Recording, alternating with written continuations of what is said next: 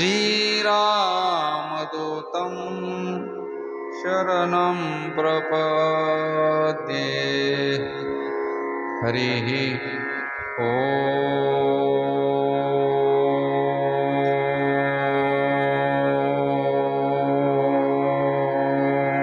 श्री गणेशाय नमः। हरिः ॐ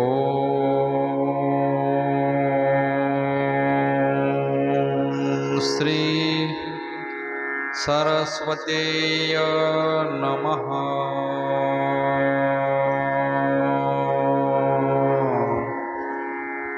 हरिः ॐ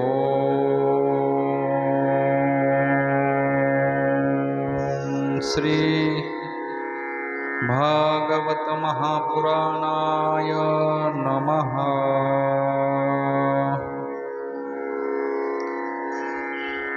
श्री कृष्ण गोविंद हरे मुरारे, हे नाथ नारायण वासुदेव। श्री कृष्ण गोविंद हरे मुरारे, हे नाथ नारायण वासुदेव। श्री कृष्ण गोविंद हरे मुरारे, हे नाथ नारायण वासुदेव। श्री कृष्ण गोविंद हरे मुरारे, हे नाथ नारायण वासुदेव। हे नाथ नारायण वासुदेव, हे नाथ नारायण वासुदेव। हे नाथ नारायण वासुदेव, हे नाथ नारायण वासुदेव। हे नाथ नारायण वासुदेव, हे नाथ नारायण वासुदेव। हे नाथ नारायण वासुदेव, हे नाथ नारायण वासुदेव। श्री कृष्ण गोविंद हरे मुरारे, हे नाथ नारायण वासुदेव। श्री कृष्ण गोविंद हरे मुरारे, हे नाथ नारायण वासुदेव। हे नाथ नारायण वासुदेव। हे नाथ नारायण वासुदेव। गोपाल कृष्ण भगवान की जय। श्री भागवत महापुराण की जय। उपस्थित भाविक सज्जन तथा भक्तिमती माता, आपल्या सप्ताहाच्या चौथ्या दिवशी पहिलं पुष्प गुंफण्याचा योग भगवान शुक आणि राजा परीक्षित यांचा संवाद आपण काल पाहत होतो। भगवान शुक यांनी परीक्षित राजाला परमेश्वराच्या 24 अवताराचं वर्णन पुढे सांगितले।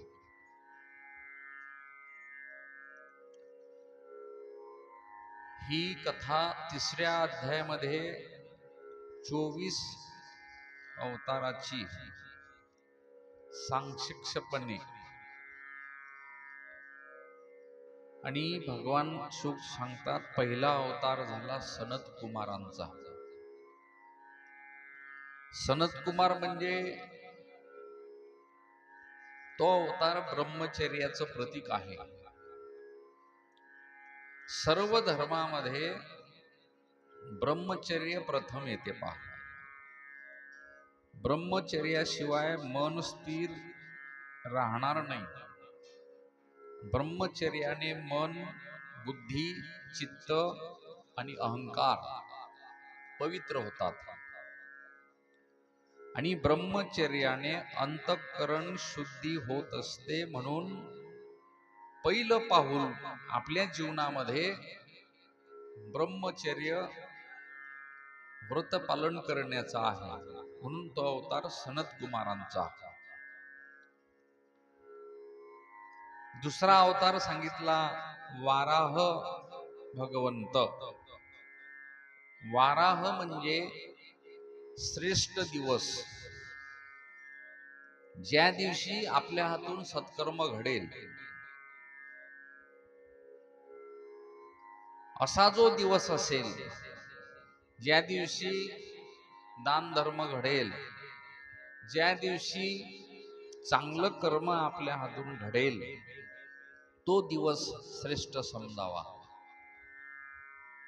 सत्कर्मात लोभ सुद्धा विघ्न आणत असतो, पण लोभाला संतोषाने जिंकलं पाहिजे.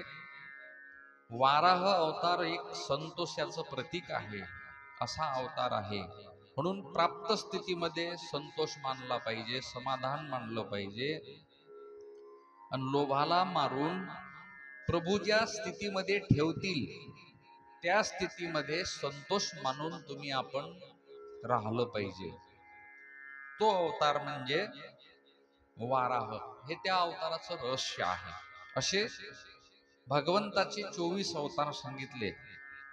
आता या 24 अवताराचं सविस्तर वर्णन वेळे अभावी न पाहता बहुतेक अवतार माहीत आहेत, परंतु आपल्याला त्याचं उच्चारण करून भगवंताच्या अवताराचं नाम उल्लेख करून दर्शन घेऊन पुढे जायचं आहे. तिसरा अवतार आहे तो नारदाचा. नारद म्हणजे काय आहे? नारद हा अवतार भक्तीचा अवतार आहे. ब्रह्मचर्याचे पालन केल्याने, प्राप्त स्थितीमध्ये संतोष मानल्याने आणि साधकाला नारदाची म्हणजे भक्तीची प्राप्ती होते, असा क्रम आहे. पहिला, दुसरा आणि तिसरा. नारद पुन्हा हे भक्तीचे आचार्य आहेत, म्हणून नारदाचा अवतार. चौथा अवतार आहे नरनारायणाचा. भक्तीची प्राप्ती झाली म्हणजे नारदाची प्राप्ती झाली. क्रम सुंदर आहे बरं. असं पहिल्या अवतारापासून लक्षात ठेवलं की चांगल्या अवताराचंही कथानक चांगलं आहे. भक्तीची प्राप्ती झाली तरच भगवंताचा साक्षात्कार होतो, तसा होत नाही. भक्तीने भगवंताची प्राप्ती होते, पण वैराग्याविना भक्ती असेल तर ते दृढ होत नाही. त्याच्यामध्ये वैराग्य सुद्धा सांगितलं. म्हणून ज्ञान वैराग्यासहित भक्ती असावी, आणि भक्तीला ज्ञान वैराग्याची आवश्यकता आहे. पहिल्या दिवशीच आपण भक्ती, ज्ञान, वैराग्य याचं चिंतन केलं. अशा पद्धतीनं यासाठी पाचवा अवतार आहे कपिल देवाचा. ज्ञान आणि वैराग्य जीवनात उतरलं की ज्ञान वैराग्यासहित भक्ती असेल तर ते नेहमी स्थिर होते आणि स्थिर होईल, असा हा अवतार कपिल देवाचा. सहावा अवतार भगवान दत्तात्रयाचा. म्हणजे वर दाखवलेले 5 गुण, म्हणजे याच्या अगोदरचे पहिल्या अवतारापासून तर 5 अवतारापर्यंत ते 5 गुण सांगितले. मग 5 गुण कोणते? ब्रह्मचर्य, संतोष, ज्ञान, भक्ती, वैराग्य. हे 5 गुण. हे 5 गुण आपल्यामध्ये येतील तर आपल्या मधील आपण गुणातीत झाल्याशिवाय राहणार नाही, असं सांगितलं. आपण अत्री व्हाल. नंतर काय व्हाल? अत्री. मग अत्री म्हणजे अत्री कोणाचे कोण? दत्तात्रयाची कथा पुढे येईल त्यावेळेला आपण पाहू. अनुसया मातेचे मालक ऋषी अत्री. अत्री व्हाल असं सांगितलं. पुढे नंतर मग 6वा अवतार सांगितला अत्री. मग भगवंत आपल्या घरी येतील. कोणाच्या घरी आले? अत्री ऋषीच्या आश्रमात, अनुसयेच्या आश्रमात. मग गुणातीत झाल्यावरच भगवान आपल्या घरी येतात, तोपर्यंत नाही.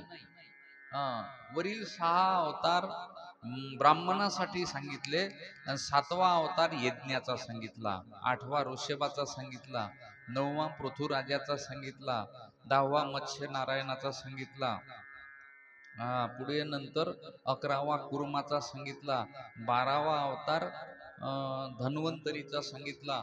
असे हे सगळे 24 अवताराचे नाव भागवतामध्ये दिले. मोहिनी नारायणाचा सांगितला 13वा अवतार, 14वा अवतार भगवंत नरसिंहाचा सांगितला. नरसिंहाचा अवतार कधी होतो? भक्त प्रल्हादा करिता, हा 14वा अवतार. पुढे 15वा अवतार सांगितला वामनाचा, 16वा परशुरामाचा, 16वा परशुरामाचा, 17वा व्यास नारायणाचा, 18वा भगवान श्रीरामाचा, 19वा अवतार भगवान श्रीकृष्णाचा, 20वा हरीचा, 21वा कल्कीचा, 22वा बुद्ध अवतार. असे हे 24 अवताराचं वर्णन या ठिकाणी भागवतामध्ये भगवान शुक परीक्षितला सांगायला लागले. आणि परीक्षित भगवान यांनी एक प्रश्न विचारला भगवान शुकाकडे. परीक्षित राजाने म्हणे, हे सगळं तुमचं सांगणं चालू झालं, पण मला हे सांगा की हे सृष्टी निर्माण कशी झाली, या सृष्टीला कसं तयार करण्यात आलं. भगवान शुक त्या विचारलेल्या प्रश्नाचं उत्तर द्यायला लागले. पण त्याआधी त्या उत्तराकडे न जाता हा योग ज्यांच्या जीवनात प्राप्त झाला त्याला कारण म्हणजे अपवित्रता, अशुद्धता. शाप का मिळाला? काल आपण चिंतन केलं, पण बराचसा असा भाग कालच्या कथेतला बाकी राहिला. बस नुसतं गंगेच्या तीरावर गेलो, परीक्षित राजा तिथं पोचले, पूजा केली आणि भगवान शुक यांना नमस्कार केला, कथेला आपण पूर्णविराम दिला. पण परीक्षिताच्या जीवनामध्ये शाप का मिळाला त्याचं कारण प्रामुख्यानं हे सांगितलं. माणसाचं कर्म चुकलं की त्या कर्माला माणसाला भोगून द्यावं लागते. तिथं अपवित्रता निर्माण झाली म्हणजे कलिबंधनाचा प्रसंग, जरासंधाचा मुकुट, त्याच्या माध्यमातून अशुद्धता आली. म्हणजे आपल्याकडे शुद्धता नेहमी असली पाहिजे, नाही तर अशीच वार्ता वेळोवेळी आपल्या सुद्धा जीवनात घडण्याची शक्यता आहे. मग पवित्रता कोणती कोणती पाळायची? पवित्र कसं असलं पाहिजे माणसानं जीवन जगत असताना? त्या 5 गोष्टी सांगितल्या. 5 गोष्टी म्हणजे त्याला पंचशुद्धी म्हटलं भागवतामध्ये. ह्या 5 शुद्धी आपल्या जीवनात असल्या की आपल्या हातून कुठल्याही प्रकारचं वाईट कर्म घडत नाही. मग पहिली गोष्ट कोणती आहे पंचशुद्धीपैकी? ज्या ठिकाणी आपण वास्तव्याला राहतो, जे घर आहे, जे भूमी आहे, जी आपली जागा आहे, ते नेहमी सदा सर्व काळ शुद्ध असायला पाहिजे. अशुद्ध होऊ नये याची दखल, याची काळजी, हे लक्षपूर्वक आपण त्या ठिकाणी केलं पाहिजे. मग तिला अशुद्ध होऊ देता कामा नये. तिला भूमिशुद्धी असं म्हटलं. मग ही भूमी आहे, आपण राहतो ते घरच नाही, आपल्या घराच्या आजूबाजूचा परिसर सुद्धा आपण शुद्ध ठेवला पाहिजे. मग हे भूमी कोण आहे? ही धरणी माता कोण आहे? हे भगवंताची अर्धांगिनी आहे, म्हणजे ही सत्यभामा आहे. कोण आहे ही? सत्यभामा आहे. भगवंताचे ज्या वेळेला लग्न लागतील ना, त्यावेळेला याचा विस्तारपूर्वक विचार येईल आपल्याला. सत्यभामा ही भूमी. मग या भूमीवर आपण जे काही घाण करत असू, अपवित्रता निर्माण करत असू, तर या भूमीला रोज आपण त्या ठिकाणी क्षमा मागितली पाहिजे. क्षमा मागितली पाहिजे म्हणजे सकाळी उठल्या उठल्या अंथरुणावून पाय खाली पहिला टाकला की मंत्र म्हणायचा हात जोडून. पाठ असेल तर माहीतच आहे तुम्हाला. तुला माहित आहे का? रोज आपण या भूमीला आपले पाय लावतो, वाटेल ते घाण टाकतो, बरोबर आहे. आपल्यामुळे तिला त्रास होतो का नाही होत? मग तिला आपण क्षमा मागणं महत्वाचं असते. मग तिला काय म्हणायचं? समुद्र वसने देवी, पर्वत स्तन मंडले, विष्णू पत्नी नमस्तुभ्यम, पाद परस्व क्षमस्व मे. माझ्या पायाचा स्पर्श तुला रोज होतो, हे माते, हे धरणी माते, हे भगवंताची पत्नी, विष्णू पत्नी नमस्तुभ्यम. मी तुला क्षमा मागतो, मला माफ कर. धरणीची कृपा, या भूमीची कृपा. मग आपण ज्याही ठिकाणी वास्तव्याला राहत असाल ना, तिथं ती भूमी आपल्या संसारामध्ये प्रगतीच प्रगती करून देईल. कोणतीही कमी आपल्याला राहणार नाही. म्हणून पहिलं शुद्धीचं कारण म्हणजे भूमी. आपलं घर पवित्र ठेवणं आपलं कर्तव्य आहे. पूर्ण घराची परीक्षा अंगणात पाय टाकल्याबरोबर होते. आणि त्या घरातले माणसं न पाहता कळतात. कशावर? त्या घराच्या शुद्धतेवर. दुसरी परीक्षा, जसं आमचे गुरु सांगायचे, गाव आलं की गावाची परीक्षा गावाच्या आत प्रवेश करण्याच्या अगोदरच कळते की या गावातले लोक कसे आहेत. आता जास्त काही पुढे जात नाही, समजणे वाले को इशारा काफी आहे. आणि गावात गेल्यावर पुन्हा दुसरं एक कारण सांगतो की त्या गावातले मंदिर कळस पाहिल्यावर कळते की या गावातले लोक कसे आहेत. असे लक्षणं असतात. तसं घराचंही त्या घरातले लोक कसे आहेत हे जर समजून घ्यायचं असलं तर काही सातबारा काढण्याची गरज नाही. काही सगळ्यांना पुढे मीटिंग बसवण्याची गरज नाही. अगदी लहानापासून मोठ्यापर्यंत या परिवारात, या भूमीवर, या घरात राहणारे लोक कसे आहेत हे जर समजून घ्यायचं असेल तर दुसरं कारण एक असं आहे की त्या घरातलं तुळशी वृंदावन तेच सांगते कसं आहे. प्रफुल्लित, टवटवीत, हिरवगार, आनंदात, आणि पाहल्या पाहल्या सगळ्यांचं मन वेधून घेणारं तुळशी वृंदावन. बहुतेक आपल्या हिंदू धर्मामध्ये एकही घर असं भेटणार नाही, पाहलं तर शोधून, की त्याच्या घरी तुळशी वृंदावन नाही. सगळ्यांच्या घरी आहे. कुठे मोठं असेल, कुठे छोटं असेल, जागेच्या अभावी एखादं लहान असेल. काही जणांच्या घरी खूप मोठं असते. मोठं असो का लहान असो, पण तुळशी वृंदावन आहेच. कबीर महाराज म्हणतात, ज्याच्या दारात तुळशीचं वृंदावन नाही, तुळशी लावली नाही, ते माऊली तुळशीची सेवा करत नाही, त्या घराले कोणती उपमा द्यावा का. जिस घर नहीं है तुलसी वृंदावन. आता पुढची उपमा ऐकताना जरा जड वाटते. जिस घर नहीं है तुलसी वृंदावन, वो घर स्मशान समान. भजन बिन जीवन पशु के समान. जिस घर नहीं है गैया की सेवा, वो घर पापी समान. भजन बिन जीवन पशु के समान. आता किती उदाहरण देऊ असे. गैया की सेवा म्हणा, मैया की सेवा म्हणा, म्हणजे मायबापाची सेवा म्हणा.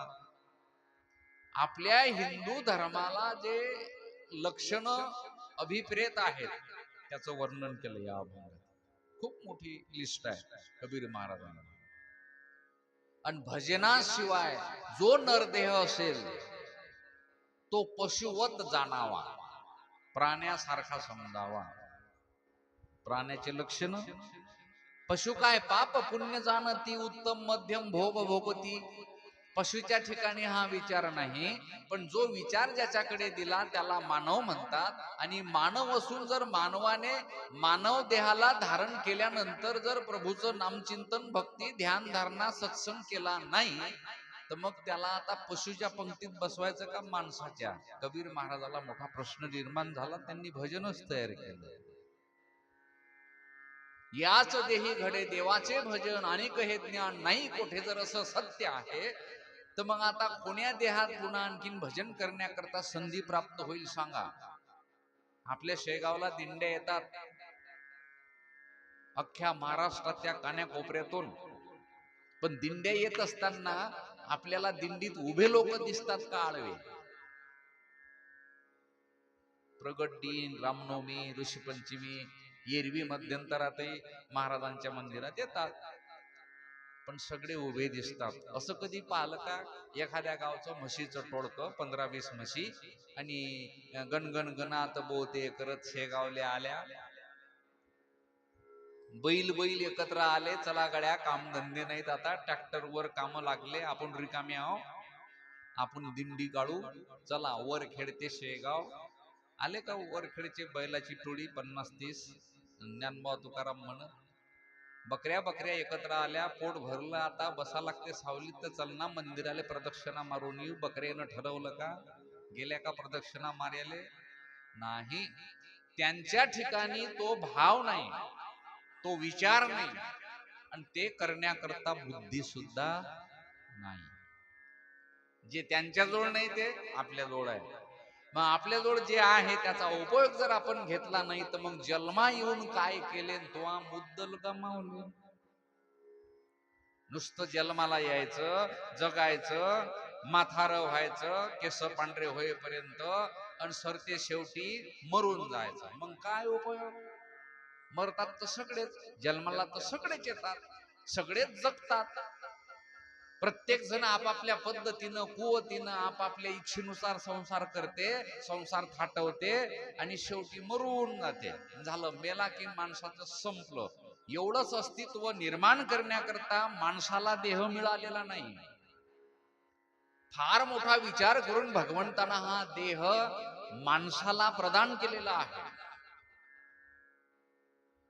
येणं जाणं तर चालणारच आहे. आपण जन्माला येतो ना, या योनीमध्ये एकदाच चान्स आहे. किती प्रमाण शोधून काढा, मानव देह याबद्दलचं चिंतन जर पाहिलं तर एक वेळ चान्स आहे, आता नाही. पण इतर योनीचा विचार शास्त्राने सांगितला, एक एक योनी कोटी कोटी फेरा. मग कोणती योनी घ्या, मांजराची घ्या, कुत्राची घ्या, उंदराची घ्या, बोक्याची घ्या, बकरीची घ्या, बैलाची घ्या, म्हशीची घ्या, पोपटाची घ्या, मोराची घ्या, सिंहाची घ्या, कोल्ह्याची घ्या, लांडग्याची घ्या, पालीची घ्या, माशीची घ्या, मुंगी घ्या, माकोळा घ्या, अति सूक्ष्मापासून तर मोठ्या बलाढ्य शरीरापर्यंत हत्तीची घ्या, एकच योनी. पण एका एका योनीत कोटी कोटी फेरा. मग लागे वारा मनुष्य देही. काय म्हटलं मी? मग लागे वारा मनुष्य देही. बापा बापा, म्हणजे सुभाषितकार म्हणतात, पुनरुपी जननम पुनरुपी मरणम पुनरुपी जननी जठरे शयनम या संसारे खलु दुस्तारे कृपया पारे पाय मुरारे भज गोविंदम भज गोविंदम भज गोविंदम. शेवटी काय म्हटलं? भज गोविंदम. शेवटी काय म्हटलं? मूढ मते. मूढ शब्दाचा अर्थ आहे मूर्ख माणसा. शायण्या माणसाला नाही, मूर्ख माणसा भज. देवाला जाणून घे, देव पा, देव ओळख, आणि तो देव समजला की समजून तर घेस, पण त्याला साठव. सोडून नको देऊ, सोडून नको देऊ. साठविला हरी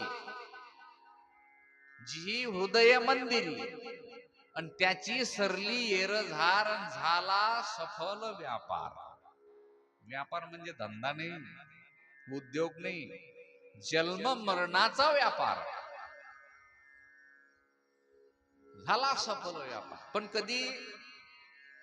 साठविल्यानंतर. तसा नाही. तुमचा आमचा परिचय जसा 3 गोष्टीमुळे आहे, समाजात, जगात, घरी, परिवारात. मला तुम्ही ओळखत होते का? नाही, नाही ओळखत होते. मग इथं बॅनर लावलं, मग माझा पहिला परिचय तुम्ही असा करून घेतला की फोटो लावलाय बॅनरवर, हे त्याचं रूप आहे, हे रूप आहे. दुसरा परिचय त्याच्या फोटोच्या खाली नाव आहे. पण महत्वाचा परिचय मी आल्याशिवाय झाला नाही, आणि तो परिचय आहे गुणाचा. मग तो अवगुणी आहे का सद्गुणी आहे? गेल्या 4 दिवसापासून परिचय झाला तुम्हाला. आता तीन गोष्टींना परिचय आहे तुमचा माझा सगळ्यांचा. पहिला आहे तुमचं रूप, दुसरा आहे तुमचं नाम आणि तिसरा आहे तुमचा गुण. पण माझं असं मत आहे की तुमच्या रूपाचं काही घेणं देणं नाही, आपल्याला का संबंध करा लागते? हा, तुम्हाला का मला काही संबंध करा लागते कोणता? काही घेणं देणं नाही. रूप कसंही असो, गोर असो, सावळं असो, पांढरं असो, ठेंगणा असो, बुटका असो, कसाही असो, त्याचं काही घेणं नाही. आपल्याला पाहिजे गुण. आणि रूप गुण हे चांगले असले की त्याचं नावही चांगलं असते. मग माणसाला जर या तीन गोष्टीच्या परिचयासाठी तीन गुण आवश्यक आहेत, तर देवालाही जर ओळखायचं असलं तर त्याचं नावही पाहिजे. म्हणजे मग त्याचं नाव घ्यावं लागेल. मग नाव घ्यावं लागेल म्हणजे मग आपण तर नाव नेहमीच घेतो. सर्व कार्यकर्ता हरी बोला, हरिपाठात सांगितलं. उठता बसता चालता बोलता हरी बोला, भांडता कांडता हरी बोला, खाता पेता हरी बोला, उठता निजता हरी बोला. हो, सर्व कार्यकर्ता मध्ये सगळं आलं. म्हणजे हरी हरी तुम्ही म्हणारे सकळ, तेने माया जाड तुटतील. बरोबर आहे. भोगळा मंत्र जाणा, रामकृष्ण हरी म्हणा. पण ज्ञानेश्वरी वाचली की ज्ञानेश्वरीमध्ये काही मुद्दे ज्ञानोबारायांनी सांगितले, हरिपाठात सुद्धा आहेत. एक नाम हरी द्वैत नाम दुरी. पुढे काय? आता तुम्ही बसेला म्हणून थोडासा विषय जवळ आणतो तुमच्या लक्षात येऊन राहिलं. हो, ज्याला समजलं नाही ते महाप्रसाद आले गोपाल कृष्ण. म्हणजे मी काही उपदेशी नाही बरं, पण मी तिथंच आहो येला, असं काही लांब नाही, एकच आहे सगळं. मग ओळखावं लागेल, पण ओळखण्याच्या आधी पहिले दाखवणारा पाहिजे. पायाळू माणूस कसं दाखवते, इथं हे आहे, हा तसंच ते आहे, तसं इथं हे आहे. आमचे ज्ञानोबारायांनी दाखवलं. ज्ञानोबारायचा ग्रंथ वाचला की ज्ञानोबाराय म्हणतात, लक्षात घ्या माझी भाषा 56 भाषा आहेत त्याच्यात, पण कळली भाषा तर कळते, नाही तर कळत नाही. ओहोम आणि सोहम. मग काय आहे ओम आणि सोम? वाचलं तर खरी आम्ही 50 वेळा, पण कळलं नाही ना. मग कळून देण्याकरताच सद्गुरू पाहिजे. श्री गुरु कशासाठी आहेत? सद्गुरू कशासाठी आहेत? गुरु 3 प्रकारचे आहेत. शाळेत शिकवतात ते गुरुजी आहेत. गुरुजी शब्दाचा अर्थ असा आहे अभिनव. गु म्हणजे गुण, रु म्हणजे रुजवणे, आणि जी म्हणजे ज्याच्याला कडे रुजवल्या जाते त्याला जिरवता आले पाहिजे. तुझे गुरुजी आहेत, 9व्या वर्गात आहेस ना, कोणी असतील XYZ, ते गुण म्हणजे अभ्यासाचे तुझ्या मनात शिकवतात ना, रुजवतात. पण आता घरी आल्यावर तुला होमवर्क करणं आहे, म्हणजे जिरवणं आहे. जिरवायचं आहे, ते पचलं पाहिजे, याला गुरुजी म्हणतात. शालेय शिक्षण देऊन मोठा ऑफिसर होशील, पण तुझा उद्धार गुरुजी करणार नाही. मोठा होशील, तू पायलट होशील, एक दिवस तुला भेटतील ते, तू म्हणशील तुमच्यामुळेच मी बनलो. पण तो जर आता त्याला म्हटलं मी 1 लाख देतो, 1 करोड रुपये देतो, आता माझा उद्धार करून द्या, ते म्हणतील ते ज्ञान माझ्याकडे नाही. जे वस्तू ज्या ठिकाणी आहे त्या ठिकाणावर जावं लागेल. गुरु, श्री गुरु, सद्गुरु, हे तीनही वेगवेगळे आहेत बरं का. आणि या तीनही स्टेप आपल्या जीवनात आपल्याला घ्याव्या लागतात, तरच पुढचा मार्ग मोकळा होतो. जे पाहिजे ते दिसते, कळते, समजते, आणि मग माणूस भलत्या कामातून बाहेर निघते, आणि मग त्याला पाहिजे तो रस्ता धरते, नाही तर इचू काट्यातच पळते. गोपाल कृष्ण भगवान की जय. म्हणजे कुठे होता आपला विषय? शुद्धीवर होतो आपण, आणि आपण अशुद्धी चाललो इकडे. लक्ष नाही राहत, बोलता बोलता माणूस जाते तिकडे. पण विषय मुख्य होता शुद्धीचा, आपला भूमिशुद्धी. हा काय होते, भागवत जाग्यावर राहिलं मग चाललं की पुढे जाते ते बोलता बोलता विषयानं. विषयांतर होऊ नाही देऊ, पण मेन मुद्दा लक्षात ठेवत जा. भूमिशुद्धी. चला, एक झाली. पंचशुद्धीचा विचार पाहू आणि पुढे आपल्या आणखीन कथेवर येऊ. दुसरी सांगितली हो, अन्नशुद्धी. ज्या भूमीवर राहून आपण खातो पितो, आपल्याला पाहिजे ते मिळवतो, अन्नशुद्धी, ते शुद्ध असलं पाहिजे. मग अन्नशुद्धीचा विचार जर केला तर सर्व घरातल्या मंडळीचा दिवसभराचा आहार शुद्ध पाहिजे, अपवित्र पाहिजे नाही. मग अपवित्रात काय मोडते आणि शुद्धात काय मोडते सगळ्यांना माहिती आहे. आणि किंबहुना याच्यावर काही चर्चा करण्यात विनाकारण टाइम घेण्यात काही मजा नाही. मग अन्न चांगलं असलं पाहिजे. चांगल्या अन्नानं काय होते, सात्विक आहार जर असला तर आपलं आयुष्य आणि शरीर चांगलं राहते. सत्वारोग्यम बलारोग्यम, सात्विक आहार. चांगला आहार ग्रहण करणं पहिलं आद्य कर्तव्य मानवाचं आहे, माणसाचा आहे. मी पहिल्याच दिवशी बोलून चुकलो की मांस खाण्याचा अधिकार जो जिभेनं पाणी पितो त्या प्राण्याला शास्त्राने दिलेला आहे. अजिबात त्याच्याकडून पाप घडणार नाही.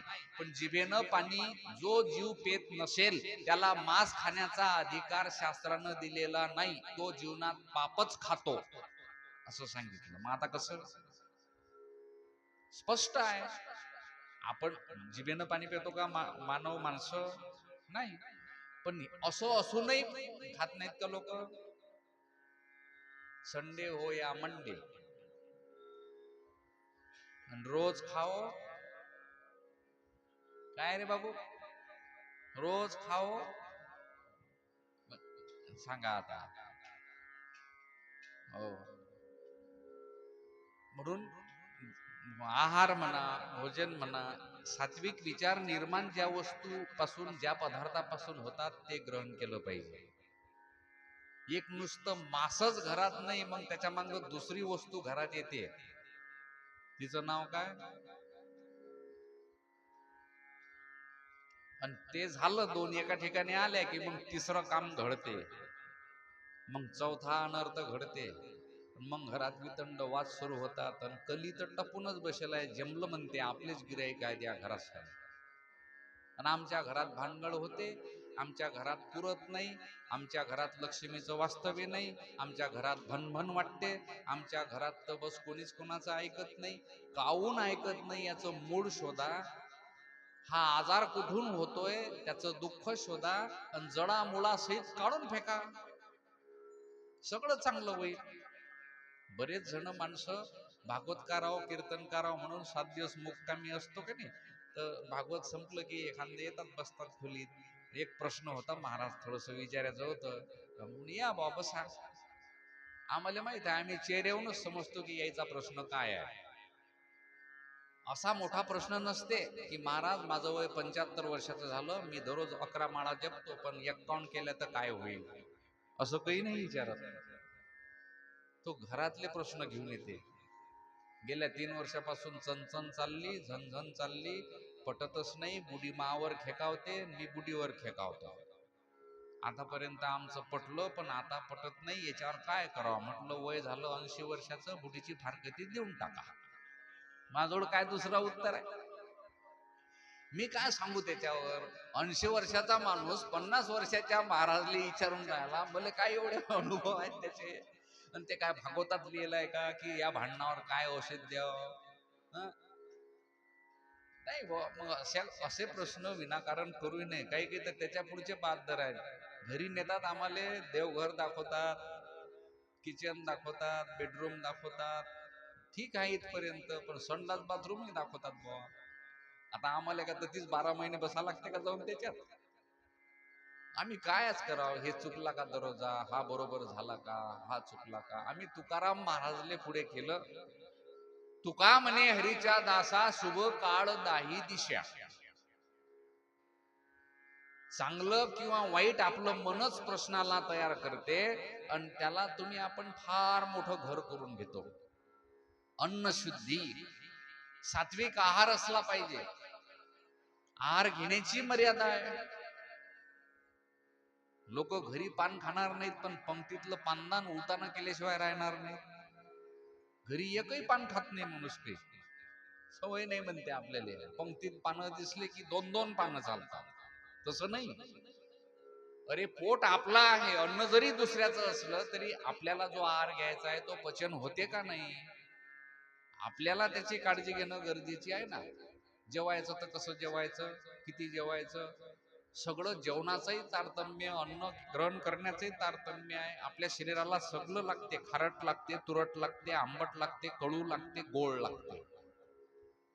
याला कटू, अम्ल, लवण असं शास्त्राने म्हटलेलं आहे. पाचक क्रिया होण्याकरता आपल्याला ह्या गोष्टी पाहिजेत. सगळं शरीराला पाहिजे. कमी पडलं की शरीर आपलं आपल्याला परिणाम दाखवते. मग दुसऱ्याच्या घरचं जेवायचं आहे म्हणून हान रे बापा, हान रे बापा, किती घाण रे बापा. घरी जाताना उठून उभं तर राहता आलं पाहिजे. पंक्तीतून दोघं बाप लेक जेवायला गेले. जेवण करता करता जेवण सुरू झालं. बुंदी होती, शेव होते, पोळी होती, भाजी होती, सलाद होता. आणि जेवता जेवता पोरग जेवायला लागलं. 2 घास घेतले की 1 घोट पाणी पिईल. 2 घास घेतले की 1 घोट पाणी पिईल. बापानं त्याला ढुसा मारला असा. म्हणे हरामखोराच्या बच्चा, पंक्तीत जेवायला आलो याचं भान असू दे. पाणी घरी आहे प्यायले. पंक्तीत बुंदी आहे, शेव आहे, पोळीन भाजीन भात घरी भेटते, ते नको जीव. जे आयटम घरी भेटत नाहीत ते हान. ते पोरग म्हणे तुम्ही तुमच्या पद्धतीनं जेवा बाबा, मला मा पद्धतीनं जीव द्या. पण बापाले सैन नाही झालं. पोरग 2 घास घेन 1 घोट पाणी घे. धरली अशी बुंदी मुठीत की तोंडात सोडे बुडा. शेव धरली की तोंडात सोडे पाणी ना पे. अर्ध जेवण झालं. पोराचं ते पाहून पाहून बुड्यानं 1 घुसा मारला जोऱ्यानं. म्हणे नालायकाच्या बच्चा. बापाले शिवाय देऊन राहिला बाप. पाणी काले पेता, बुंदीन शेव खाना. पोरग उठून उभं राहिलं. त्याच्या जीवावर आलं. म्हणे बाबा तुम्हाला डोकं आहे म्हणे जेवायचं. म्हणे काय झालं. मी बरोबर जेवून राहिलो म्हणे. 2 घास बुंदीचे, 2 घास शेवाचे, 1 घोट पाण्याचा याच्यासाठी घेतो की बुंदी शेव पोटात लयनीत बसले पाहिजे, उखळ राहू नये म्हणून. म्हणे असं कसं काय. म्हणे आपल्या या नगरात रोड आला तर नगरसेवकानं म्हणे पहिले पाणी टाकलं, मग माती टाकली, मग पाणी टाकलं, मग रेती टाकली, मग पाणी टाकलं, मग रुडी टाकली, मग पाणी टाकलं, मग सडक दाबी आली, मग गिट्टी टाकली, मग पाणी टाकलं, मग सडक दाबी आली, मग पाणी टाकलं, मग डांबर टाकलं, मग पाणी टाकलं. पाणी किती टाकलं म्हणे. प्रत्येक वस्तू टाकली तर पाणी टाकलं. तसं मी बुंदी शेव खाल्ली की पाणी टाकतो, पाणी टाकतो, अंग हलवतो, बरोबर बसून घेतो. बुड्यानं पुन्हा 1 ढुसा मारला. म्हणे हरामखोरा, पहिल्या घासापासून काऊन नाही सांगितलं, मा किती घाटा झाला. असं जेवण करता काय. पंगत दुसऱ्याची आहे, पोट आपला आहे. अन्न शुद्धी. जेवण करत असताना शास्त्रानं आधार घेऊन तुम्हा आपल्याला सांगितलं की शास्त्र म्हणते जेवण करताना 4 पोळ्याची जर भूक असेल तर 2च पोळ्या जेवा. आणि 2 नका जीव. शरीर चांगलं राहील, निरोगी राहील. मग 1 पोळीचं पाणी प्या. झाल्या 3 पोळ्या. पण 1 चौथी पोळी शिल्लकच राहू द्या. पाणी पिऊ नका. निदान श्वास घ्यायला तर जागा ठेवा. काही काही जणांच्या जिलबी अति येते ना पंक्ती. काय अन्न शुद्धी हा दुसरा असलेला शुद्धीचा प्रकार सांगितला. तिसरा प्रकार आहे पंचशुद्धीतला वस्त्र शुद्धी. या शरीराला वस्त्राची गरज आहे, या शरीराला अन्नाची गरज आहे, या शरीराला निवाऱ्याची गरज आहे. निवारा म्हणजे भूमी आहे, अन्न म्हणजे पालन पोषण आहे. वस्त्र शुद्धी. आपलं वस्त्र फाटेल असो का दांडी केलेलं शिवेल असो, आपलं आपल्याला चांगलं पण रोज धुवून वस्त्र घालायचं, शुद्ध करायचं. अशुद्ध वस्त्र घालू नये. आणि कोणाचं वस्त्र तर कोणाला घालण्यासाठी देऊही नाही, कोणाचं घालूही नाही. आता देतच नाहीत म्हणा, जेमतेम परिस्थितीचा विचार केला असं देत नाही कुणी आता. पण मला आठवते, मी 4थ्या वर्गात असताना 3ऱ्या वर्गात आमच्या आजीले कंट्रोल मधून म्हणजे रास्त दुकानाच्या मधून एक लुगडं भेटायचं आणि रेशन कार्डवर तो शिक्का मारून द्यायचा. धोती साडी वाटप केले, आम्हाला धोतर, आजीला लुगडं. तर आमची आजी ते भेटलेलं लुगडं मोठ्या प्रेमानं शेजारच्या बुडीले 3 दिवस घालायला देत होती. पहिले नवीन असताना बरं, ते बुडी पूजा करे आणि 3 दिवस घडीमोळे हा शब्द होता वाटतं, घडीमोळ्याला दिलं बा. जुन्या म्हाताऱ्या इथं जे आहेत मामावल्या त्याला समजलं माझं बोलणं. आता आहे का पद्धत तशी? एवढं कंट्रोलातलं लुगडं जर आणलं तर देत का नाही आजी? आणि 2 दिवस शेजारच्या बाईला घालायला देत. शेजारची बाई घरीकडे धुवून स्वच्छ आणून दे, भाई मस्त निघाली व याची पोत, पदार्थ खूपच चांगला आहे म्हण. काही बाई तुला आता 9 महिने टेन्शनच नाही राहिलं. लुगडं पाहिलं कंट्रोलचं. आताचा जर विचार केला तर मासोया धर्याले कपडे चांगले आहेत असं होतं त्यावेळेला. पण किती प्रेम, कपडा केवढ्याचा याला महत्व नाही, प्रेम होतं त्याच्यामध्ये. ते वस्त्र, आता वस्त्र कोणी कोणाचं घालत नाही. जर आजी तो म्हटलं माय लुगडं घालायला घेता का बाई, तर ते म्हणीन मा ना तू आर्मीत आहे, मा घरी काय कमी आहे, चालली मोठी लुगडं घेता का म्हणतं घालायले, 4 शब्द बोलून देईल.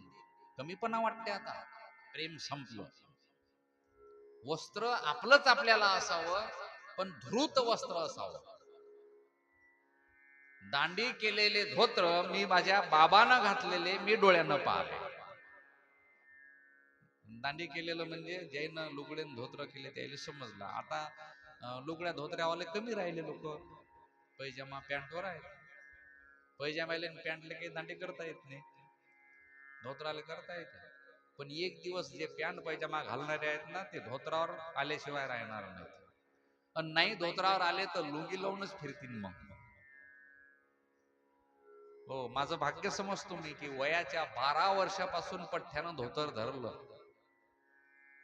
वारकरी संप्रदायात 12व्या वर्षी 13व्या वर्षी प्रवेश केला, तेव्हापासूनच भारतीय पोशाख, वारकरी संप्रदायाचा पोशाख पैजाम्याची पॅन्टची भेटच नाही.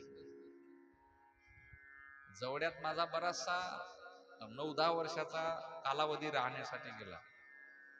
आणि इकडे कार्यक्रम भरपूर फिरत असताना या सगळ्या गोष्टी जुळून आल्या. म्हणून आज धोत्रावर माझ्या सोबतचे माझे काही क्लासमेट आजही भेटले तर ते म्हणतात बा तुमचं बरं आहे, तुमचं चांगलं आहे, बरं आहे.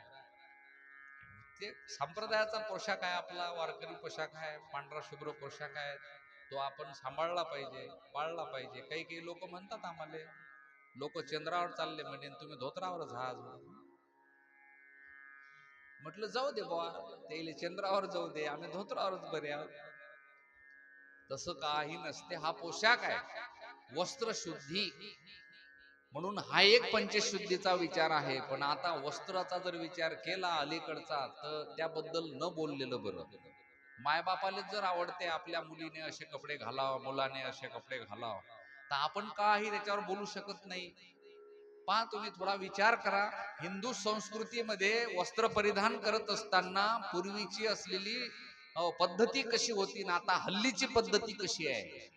शोकांतिका वाटते. म्हणून थोडं बोलावं असं वाटते की फार आगळं वेगळं चित्र तुमच्या आमच्या डोळ्यासमोर निर्माण झालं. आपलं स्वतःच शरीर दुसऱ्याला दाखवण्याकरता आहे का झाकण्याकरता आहे, हा मोठा प्रश्न आहे. पण हे कुठेतरी थांबलं पाहिजे, त्याला कुठेतरी अंकुश लागला पाहिजे. म्हणून अनेक कथा कीर्तनकार आपल्या हिंदू धर्माचे प्रचारक बोलतात, पण त्याचा काही एक परिणाम होत नाही. आणि तो परिणाम झाला नाही म्हणजे मग जीवनात दुःख आल्याशिवाय राहत नाही. दुसरी पाडी आहे तरी काय. मी तर कधीही कोण्याही कीर्तनात भागवतात सांगतो की आपल्या हिंदू धर्मामध्ये वस्त्र परिधान करण्याची पद्धती आणि मुस्लिम समाजामध्ये वस्त्र परिधान करण्याची पद्धती थोडीशी तुलना करून पहा आपल्या मनाशी. आजही माय मावल्या गेल्या 4 दिवसापासून मी माझ्या कथेत पाहतो, 4 दिवसापासून 4 तास कथा होईपर्यंत डोक्यावरचा पदर सुद्धा खाली येत नाही. कशी पद्धत आहे. आणि आता अलीकडचा जर विचार केला, पदराचं कामच राहिलं नाही. राहिलं का नाही. वेगवेगळे पोशाख झाले. लग्न झालेल्या बाया पॅन्ट शर्ट घालून फिरायला लागल्या. घालून फिरतात. माझा विरोध नाही, मी काय पैसे देऊन लोक पैशाने घेतात बिचाऱ्या. आता आईच जर पॅन्ट शर्ट घालून फिरते तर त्या आईच्या पोरीनं काय घालून फिराव, काय घालून फिराव. बापच दारू पेते आणि पोरगा प्यायला लागल्यावर जर बापानं म्हटलं बाबू दारू पिणं चांगलं नाही, दारू पिऊ नको, पोरगा काय बोली, काय बोली. अशी भानगड मिटवायला मी बरीच याच्या घरी गेलो होतो. प्रवीण बापाची न पोराची. महाराज समजून सांगा म्हणे जरासं, पोराले तुमच्याच्यानं ऐकीन काय की तुम्ही महाराज आहात. जो जोतली दोघा बाप लेकायची मला आवडता गेली, कानच धरले. डबल असं मिटवायला जायचं नाही. पोरगा धाड धाड बोले, मा बापाले चालते म्हणे, मले कोण चालणार नाही. काय बोलसाल तुम्ही, कोणतं औषध देता त्याला आणि काय नेता त्याला सावर बनले. गोपाल कृष्ण भगवान. खालच्या स्तराचा शब्द वापरला त्यानं बापासाठी. मला लाज वाटते इथून सांगण्याकरता. व्यासपीठावरून शेवटचा शब्द, दोघाईले हात जोडले बाहेर निघालो. मी दारू पेताना माझ्या बापाले दिसते म्हणे, मग मा बाप म्हणे आतापर्यंत मूत पेत आला का. घ्या, काय बोलता तुम्ही, काय बोलता आपण, काय समजावता तिथं. शेवट झाला. म्हटलं चालू द्या दोघे बापले कर. मा अंगात तर तशीच चढली न पेताच. इतके वाईट शब्द जर पोरं बोलत असतील तर मायबापांना हा विचार केला पाहिजे, आपल्या हिंदू संस्कृतीचा, हिंदू धर्माचा. विचित्र विचित्र आपल्या कानावर अनेक अनेक गोष्टी घडताना दिसतात, येतात, पाहतो आपण. इथं असं झालं, तिथं तसं झालं, तिथं तसं झालं. पण मी मानतो त्या स्त्रीला की जे नखशिखांत आपलं शरीर झाकते, डोळ्याची पापणी सुद्धा कोणाला दिसू देत नाही. मग कुठेतरी आदर्श घेतला पाहिजे ना. आपले कपडे चालले आखोळ आखोळ होत आणि फार विचित्र घडायला लागलं. वस्त्राचाही विचार भागवतात आहे पंचशुद्धीमध्ये. बस हे तत्व जर माणसाला कळले किंवा या तत्वानं जगण्याकरता सुरुवात केली तर दुःख आपल्याकडे असं डोकावून सुद्धा पाहणार नाही. येण्याचा प्रसंग तर दूर राहिला, असं पाहूही शकत नाही. तिसरा शुद्धीचा विचार आहे द्रव्य शुद्धी. जे आपण द्रव्य मिळवतो किंवा आहे आपल्याकडे, वडिलोपार्जित असो का मिळवलेलं असो का कमाईचं असो, आप कमाईचं असो, बाप कमाईचं असो, पण द्रव्याची शुद्धी, मिळवायचं शुद्धतेनं, सांभाळायचं शुद्धतेनं आणि त्याचा उपयोगही घ्यायचा चांगल्या शुद्धतेनं, त्रास देणार नाही. इथं धन आहे, द्रव्य आहे. हा झाला चौथा प्रकार शुद्धीचा. आणि पाचवा प्रकार आहे क्रिया शुद्धी. जे आपण काम करतो, कर्म करतो, दिन चरित्र आहे आपलं सर्व, रात्री दिवस सगळं, ती क्रिया करत असताना शुद्ध क्रिया करायची. का हो महाराज, आम्ही गृहस्थी जीव आहोत. गृहस्थामध्ये जीवन जगत असताना तर अपवित्रता, शुद्धता, वाईट चांगलं ह्या सगळ्या गोष्टी, मग त्या चांगल्या गोष्टी करायला तुम्ही सांगता तर काही गोष्टी तर वाईटही आमच्या हातून कराव्या लागतात. गृहस्थी जीवनामध्ये जगत असताना काही गोष्टी शास्त्रानं क्षम्य केलेल्या आहेत, क्षम्य केलेल्या आहेत. त्या तुम्ही आपण गृहस्थी जीवनात राहून पाळल्याच पाहिजे, केल्याच पाहिजे. तेही दंडकच आहे. आणि त्या पद्धतीनं काही ठिकाणी संसारात राहून आपल्याला थोडंफार खोटंही बोलावं लागते. जर देवाची प्राप्ती व्हावी असं वाटत असेल तर खरं बोलून देवाची प्राप्ती आहे, पण एखाद्या वेळेला खोटं बोलूनही देवाची प्राप्ती आहे. देव जोडे तरी करावा अधर्म, प्रमाण आहे. खोटं बोललं तरी चालेल. कसायाच्या हातून गाय सुटून धावत निघाली, आपल्याला दिसली, कसाई आला आणि आपल्याला विचारतो गाय कुकडे गेली. खोटं बोलायचं का खरं? पटकन सांग. खोटं बोललं तर पुण्य आहे इथं आता. मग असे बरेच काम आहेत. अधिक मास होता, एका साधूनं उभं राहून तपश्चर्या सुरू केली वडाखाली. 1 महिना खाणार नाही पिणार नाही, 2 पायावर उभं राहील, 2 हात वर केले, संकल्प केला, नामचिंतन सुरू केलं. प्रश्नाचं उत्तर खरं दे जा शेवटी, पहिले ऐका. 15 दिवस झाले महाराजचे पाय सुजले. महाराज उभेच आहेत, पण जाता येताना लोक अर्धगाव दर्शन करते ना अर्धगाव टिंगल करते. ढोंगी आहे, साधू आहे, असेच करतात, अशी टिंगल चालू आहे. पण काही लोक जाताना नमस्कार करतात. पा महाराजचं काय कार्य आहे बुवा, तपश्चर्या चालू आहे बुवा, आपण नाही करू शकत बुवा. असं गावातल्या 4-5 पोराईनं मनात विचार केला की महाराजचे पाय सुजले, दुखत असतील, आपण थोडस काहीतरी चांगलं काम करू. मेडिकलवर गेले, एक तेलाची बॉटल आणली, महाराजच्या पायाला लावली, पाय चोळले. महाराजला बरं वाटलं, डोळे बंदच होते. महाराजनं मनातूनच आशीर्वाद दिला की कोणी असतील सद्ग्रस्त बिचारे, तुमचं भलं हो. चांगलं काम केलं का नाही? तेल लावलं पायाने, सगळं झालं, बॉटल टाकून दिली, पोरं घरी गेले. रातभरात मी सांगतो तुम्हाला, तेल लावलेलं होतं म्हणून महाराजच्या त्या वडाच्या बुडाशी ज्या मुंग्या होत्या ना, त्या सगळ्या महाराजच्या अंगावर आल्या. पण मुंग्या अंगावर आल्यावर काय झालं मग सांगा बरं मला तुम्ही? त्यानं का हरिपाठ केला का महाराजचे पाय दाबून दिले, चावा घ्यायला लागल्या. चावा घेतल्यावर वेदना व्हायला लागल्या. जेवढे पायावर केस आहेत, शरीरावर केस आहेत, तेवढ्या ठिकाणी मुंग्या चावल्या आणि दुःख झालं रात्रभर.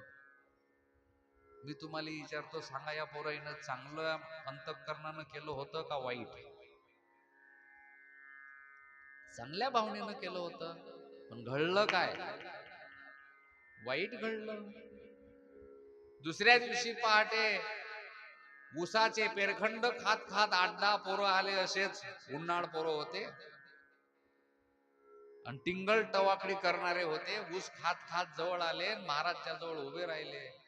ऊसाचा चोथा तोंडात चोखला की हातात गुराळ घ्यायचे, महाराजच्या अंगावर फेकायचे. 8-10 पोराईनं हा कार्यक्रम सुरू केला. टिंगल सुरू झाली.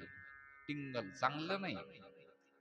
आणि पोराईनं ऊस खाऊन तिथं फेकता फेकता एक टोपलं भर चोथा पडला. पोरं निघून गेले. रातभरात ज्या मुंग्या चावा घेत होत्या, त्या 15-20 मिनिटातच डोक्यापासून चढलेल्या मुंग्या सगळ्याच्या सगळ्या गोडपणानं ऊसाच्या रसामुळे त्या तिथं येऊन त्या चोथ्यात घुसल्या. आता तुम्ही मला प्रश्नाचं उत्तर द्या, चांगलं द्या.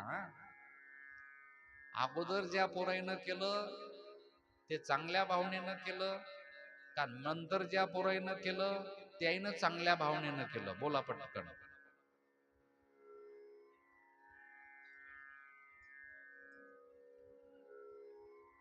मग आता ज्यानं चांगल्या भावनेनं केलं त्याच्यामुळे दुःख झालं, आणि ज्यानं वाईट भावनेनं केलं त्याच्यामुळे सुख झालं. मग सुख झालं म्हणजे पुण्य मिळालं. ज्यानं वाईट केलं त्याला काय भेटलं? बोला ना. आणि ज्यानं चांगलं केलं त्याला काय भेटलं? मग संसारात राहत असताना आपल्या हातून असे अनेक कामं घडतात. तुम्ही जिथं बसले ना, त्या बसल्या जागेवर एक मुंगी होती. तुम्ही बसल्यामुळे मेली. ते तुम्ही तर भागवत आले, पुण्य मिळवण्यासाठी आले, पण मुंगी मेली, पाप झालं, जीव गेला ना तुमच्याच्यानं. असे कळत न कळत अगणित पाप जन्मापासून तर मरेपर्यंत घडतात. संसारी जीव हा चुकणाराच आहे. चुकतो तो मनुष्य, पण चुकल्यानंतरही आपली चूक दुरुस्त करतो तो खरा मनुष्य. चुकल्यावर पुन्हा पुन्हा चूक, चुकल्यावर पुन्हा पुन्हा चूक, चुकल्यावर पुन्हा पुन्हा चूक, योग्य नाही ना ते. आपल्याला कळलं ना की हे चांगलं आहे, हे वाईट आहे, हे सत्य आहे, हे असत्य आहे, हे पाप आहे, हे पुण्य आहे, हे अशुद्ध आहे, हे शुद्ध आहे, हे जर कळलं माणसाला तर त्या गोष्टीची शुद्धता करणं महत्वाची असते. म्हणून क्रियाशुद्धी सांगितली. क्रिया करत असताना दुसरा एक मुद्दा आहे की लवकर मनाचा निर्णय घेऊन काम करायचं नाही. एक वेळा, दोन वेळा, तीन वेळा विचार करायचा.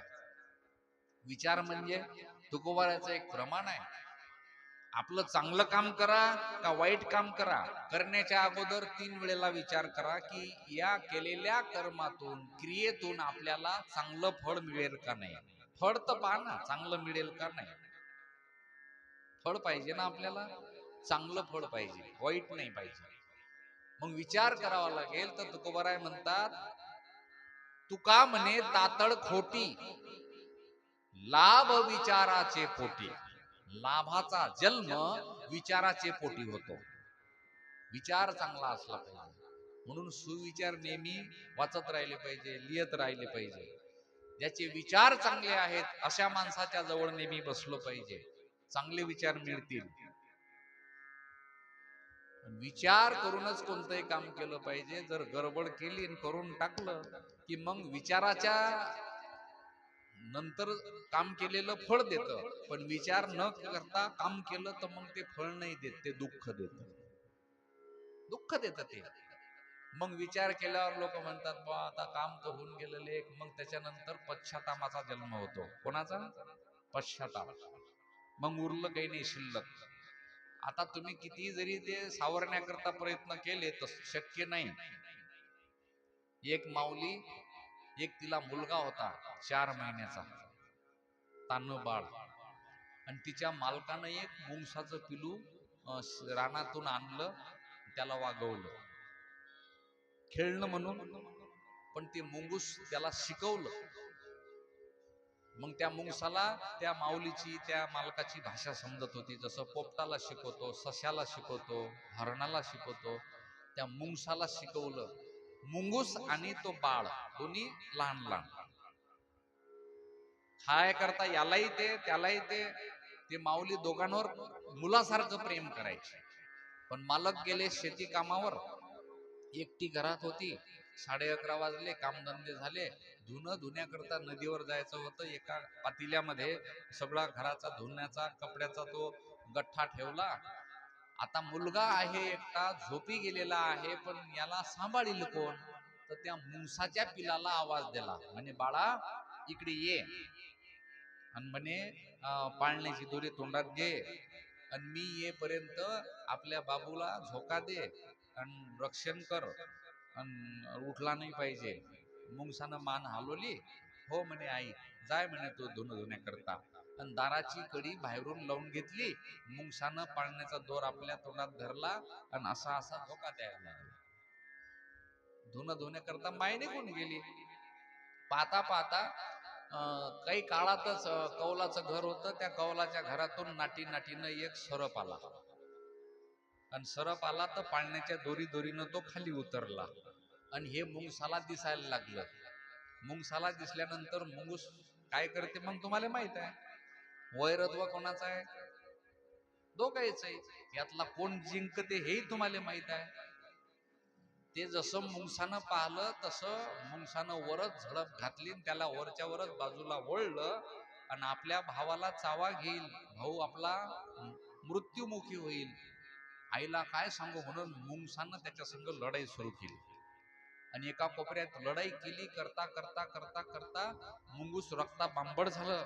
त्या सापाचे तुकडे तुकडे केले, आणि सगळे तुकडे पाळण्याखाली जमा केले. मारलं त्या सापाला, आणि लालबुंद झालेलं शरीर, हातपाय आणि जिभेनं चाटत चाटत असं बाजूला बसलं.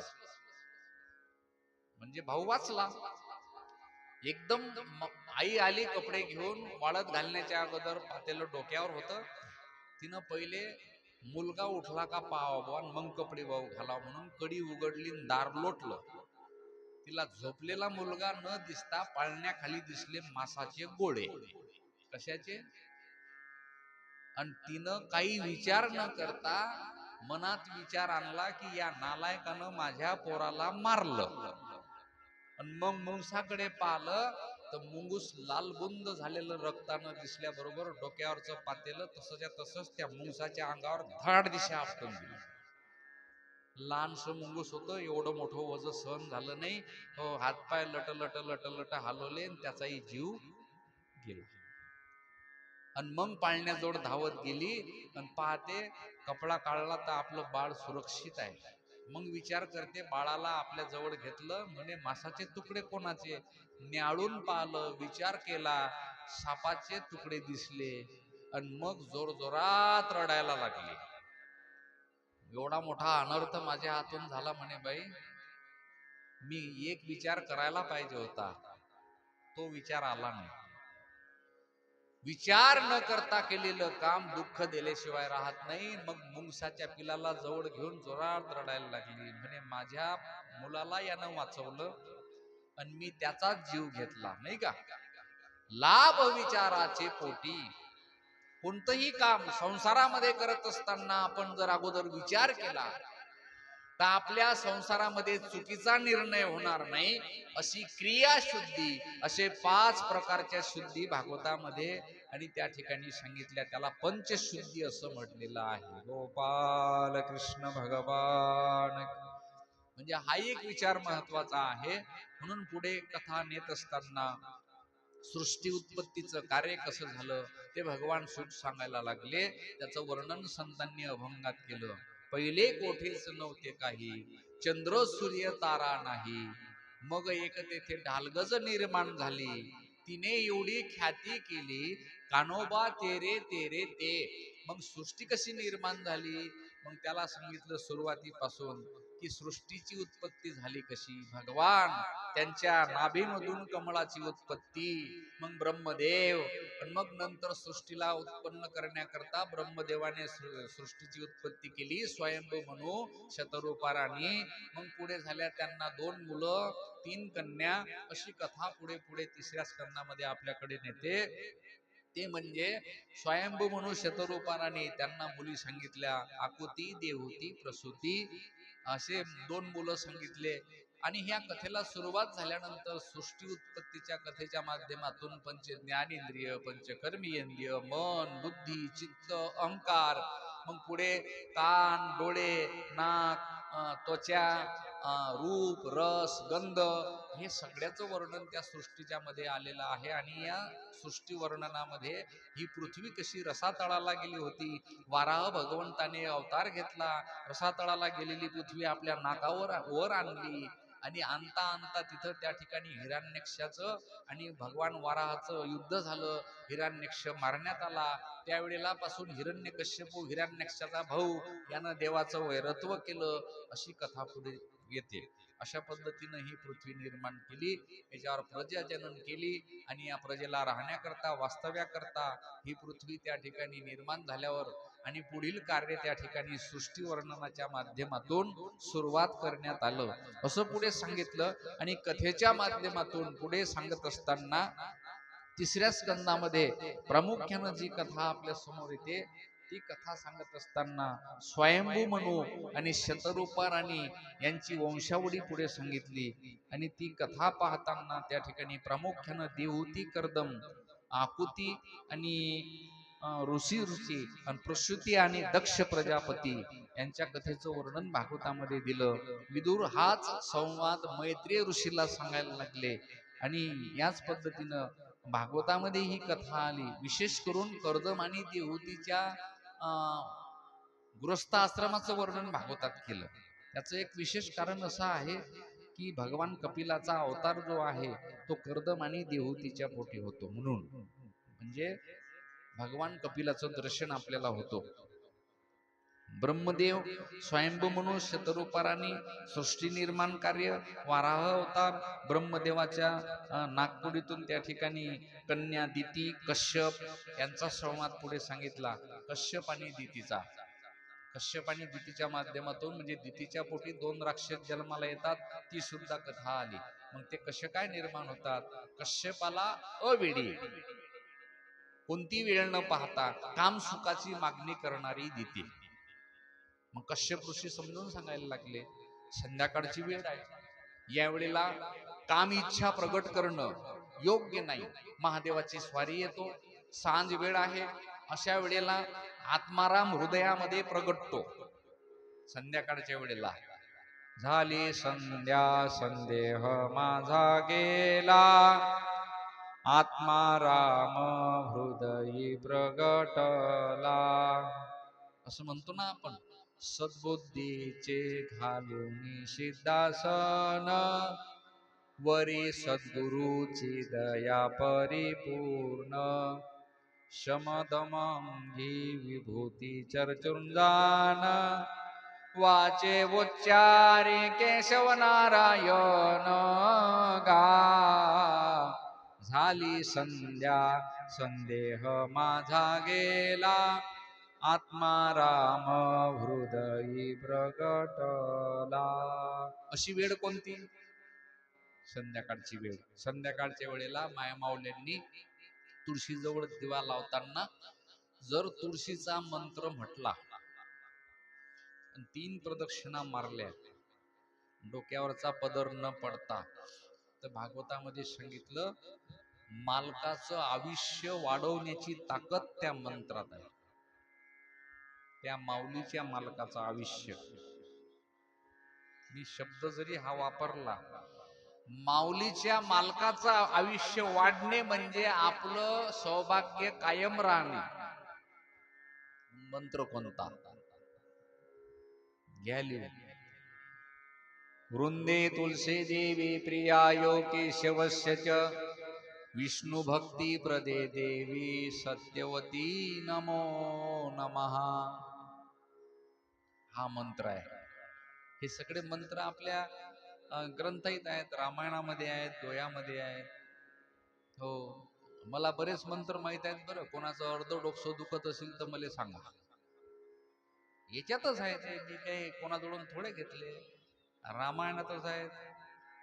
अर्ध डोकं, डॉक्टर जवळ न जमणारा आजार, अर्ध शीश म्हणतो त्याला. फक्त शनिवार मंगळवार पाहिजे. काही तुम्हाला काही फी नाही, काही दक्षिणा नाही, काहीच नाही. फक्त एक नारळ फळ लागते हनुमंताला, तेवढा आहे फक्त. आणि फुकटचाच ओळीत कामी पडते, त्याचा मान येते बरं. हे ध्यानात ठेवा तुम्ही. हो, आता लय ओळीत झाले, ज्याला त्याला अशी समजते म्हणते. इंचू जर चावला काला होईपर्यंत तर कुकडेच जाऊ नका, माजोळ या. 1.5 मिनिटाच्या आत जर तुमचा विंचवाचा पारा उतरला नाही तर मग झालंच काय. विंचवाचा मंत्र, अर्ध डोक्याचा मंत्र. काय चावते? इनई, इनई म्हणतो नाही, शेतात गेले की असतात ते. इंगळी, इंगळी म्हणतो. चला दुसरं, उसन भरते. पाठीत टिक भरलं बा, उसन भरलं. हे हे हे सगळे यातलंच आहे बरं. फक्त कोण्या नावाच्या मांग कोणतं नाव घ्यायचं, एका श्वास मध्ये फुंकर मारायची, तेवढं कळलं की मंत्र तयार होतो. हे यातलेच नाव आहेत. तुम्हाला जर पाहिजे असेल तर मी सांगूनही देतो. पण तुम्ही उच्चारण करत असताना ज्या तोंडानं मंत्र टाकायचा आहे त्या तोंडानं तंबाखू खायला चालत नाही. मग एकाच ठिकाणून सगळे कार्यक्रम कसे करसाल तुम्ही? खोटं बोलायला चालत नाही, मग बाकीचं काही खायला चालत नाही. त्याचा प्रभाव जर टिकून ठेवायचा असेल तर माझ्या सत्यवादाचे तप वाचा केली बहुत कल्प. संतांचे प्रमाण खोटे नाही. जो जास्त खोटा बोलत राहतो, खोटा बोलत राहतो, खोटा बोलत राहतो, खोटा बोलत राहतो, त्याची खोटी बोलायची पावर जास्त होते. हा, मग त्याचं खातं मायनस मध्ये जाते, प्लस मध्ये नाही. पण खोटं बोलून लक्षात ठेवावं लागते. काय खोटं बोलावं लागते? खोटं काय साठीच बोलायचं सांगा तुम्ही? काय नेमकं कारण सांगा मला, खोटं काय साठी? खरं बोललं तर काय फाशी होईल का? मारील का कोणी? नाही हो, खरे बोलले हे म्हणून मारलं येईल. खरं बोलूनच पा. आमची आई सांगे लहानपणी, म्हणे बाबू खोटं बोललेलं लक्षात ठेवावं लागते. एका खोट्यासाठी अनेक वेळेला खोटंच बोलावं लागते. त्याच्यापेक्षा एकदा खरं बोलायचं, डोक्यातला विषय मिटून टाकायचा. मेसेज लक्षात ठेवण्याची गरज नाही. मोबाईल कसा सांगते एखाद्याला, मेसेज जास्त झाली की तो असा असा करते. मग याला विचारलं मी, का रे मोबाईल असा कोण करते रे, हँग पडते? हा म्हणते महाराज त्याच्यात मेसेज लय झाले. मग यातले जे बिनकामी असतील ते डिलीट करा. मग बिनकामी डिलीट केले. मग मेसेज डिलीट केल्यावर मोबाईल शांत झाला आणि झप चालायला लागला. तसं म्हण आहे की या डोक्यात खोटं बोलून लक्षात ठेवल्यापेक्षा एकदा खरं बोलायचं. लक्षात ठेवण्याची गरज नाही. खोटं कशासाठी बोललो, कोणासंग बोललो, कायसाठी बोललो, कुठं बोललो, का बोललो, लय कारण आहेत त्याले. खरं बोलायचं, सत्य बोलायचं, नाही का? सत्य बोले मुखे दुखवी आणि काच्या दुखे. खोटं बोलण्याची गरज नाही. संसार आहे. एक जण म्हणे महाराज संसारात जीवन जगत असताना तुम्हाला काय माहित आहे, मोठी कसरत आहे. खोटं बोलल्याशिवाय काही मेळ जमत नाही. एक जण तर म्हणे संसारात खोटं बोलणं म्हणजे आपल्या संसारातलं वंगण. म्हटलं बोलत राहीन, घेतलंय अंगाला लावून. बोलावं कसं तेही शास्त्र आपल्याला सांगते. याच्यातच सगळी माहिती आहे.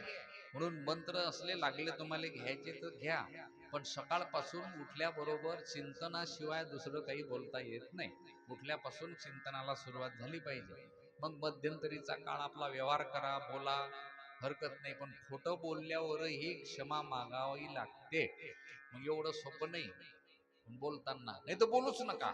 शास्त्रानं तर शेवटचा एक निर्णय दिला, बोलता येत नाही खरं, बोलता येत नाही खोटं, नका बोलू. मौनम सर्वत्र साधनम. आणि मौनाची प्रचिती मी घेतली. अधिक मासामध्ये 1 महिना मी एका ठिकाणी मुक्कामी राहिलो. ते ठिकाण आहे भगवान सोपीनाथाचं. आपण ज्या मंदिरात आलो ना, हे भगवान सोपीनाथ आहे. मला असं वाटते ही ज्योत मळसूरची आणि डिग्रजचीच आहे. बरोबर आहे?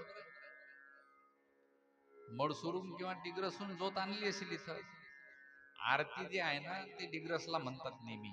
हे आरती तुम्ही म्हणता ना. मी त्या डिग्रसला 2 महिने 2 वर्ष बालसुसंस्कार शिबिर घेतले. 2001 2002. 200 मुलं एवढाले लहान लहान माझ्याकडे महिनाभर असायचे. त्यातले आता काही कथा कीर्तनकार झाले. 1 महिन्याचं बालसंस्कार शिबिर मी 2 वर्ष घेतलं. आणि 2003 मध्ये अधिक मास आला होता. आणि त्या 2003 मध्ये जुलै महिन्यात ऑगस्ट महिन्यात अधिक मास आला होता मध्यंतरात. तर 1 महिना मी डिग्रसला मंदिरावर एकटा मुक्कामी राहिलो रात्रंदिवस. एक वेळेला जेवण, बाकी काहीच नाही. तर त्या डिग्रजचे लोक मला सांगायचे, म्हणे महाराज या मंदिरावर पुजारी सुद्धा आमचा झोपत नाही. पुजारी होते त्यावेळेला शेषराव काका ताले. आता दुसरे आहेत. मला सर्व गाव ओळखते. आणखीनही सांगतो, आल्या आल्या मला एवढा आनंद झाला की ही सोपीनाथ महाराजांच्या दरबारात भागवत कथा आहे म्हणून लोक किती येतात हा विचार माझ्या डोक्यात नाही, पण माझ्या देवाजवळ मी कथा करतो हा भाव माझा आहे. आणि सोपीनाथ महाराजाला मी जसं पांडुरंगाला मानतो, ज्ञानोबा तुकोबा आणि गजानन महाराजांना मानतो, तेवढ्याच प्रतीनं सोपीनाथ महाराजांना मी मानतो. त्याचं कारण सांगतो. माझं मामाचं गाव सुकडी वांडे आणि मळसूर लगेच लागून आहे. मळसूरलाही माझे कथा कीर्तन भागवत झाले, पण मला त्या मळसूरच्या सोपीनाथ महाराजच्या ओट्यात माझ्या आई आणि आईच्या बाबांनी आणि आईच्या आईने टाकलेला आहे. माझ्या आईचे 9 महिने दिवस पूर्ण झाल्यानंतर माझा जन्म झाला नाही. 3.5 वर्ष पुन्हा माझ्या आईच्या पोटात चीप झाली या गर्भाची. आणि हा गर्भ 3.5 वर्ष माझ्या आईच्या पोटात राहिला. आणि फिरता फिरता मडसूरला जिथं जे पुजारी महाराज होते, आता गेल्या 3 महिन्यानं झाले ते वारले. त्यांच्या अंगात सवारी येत होती सोपीनाथाची. ते बुढे बा ज्योत लावली, निंबू लावलं असं आमची आई सांगते, मामाही सांगत.